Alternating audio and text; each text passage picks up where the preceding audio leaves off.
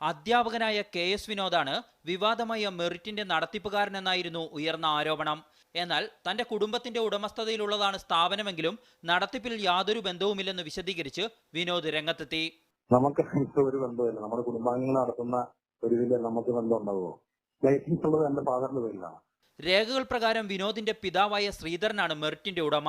SSLC ചോദ്യപേപ്പറിൽ തങ്ങളുടെ മാതൃകാ ചോദ്യപേപ്പറിലെ ചോദ്യങ്ങൾ ആവർത്തിക്കപ്പെട്ടത് എങ്ങനെയെന്ന് അറിയില്ലെന്നായിരുന്നു ശ്രീധരന്റെ പ്രതികരണം. ഡിസംബറിൽ മാതൃകാ ചോദ്യപേപ്പർ തയ്യാറാക്കി ആവശ്യപ്പെട്ട സ്കൂളുകൾക്ക് നൽകിയിരുന്നതായും ശ്രീധരൻ പറഞ്ഞു. ഡിസംബർ ആദ്യവാരം മുതൽ പിന്നെ അവസാന വാരം വരെ ഇത് സപ്ലൈ ചെയ്യും. ജനുവരി 4-ാം തീയതി പിന്നെ എക്സാം നടക്കും.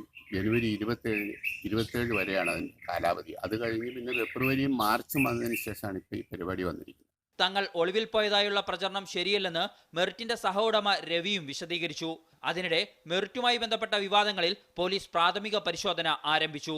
മീഡിയ 1 കോഴിക്കോട്.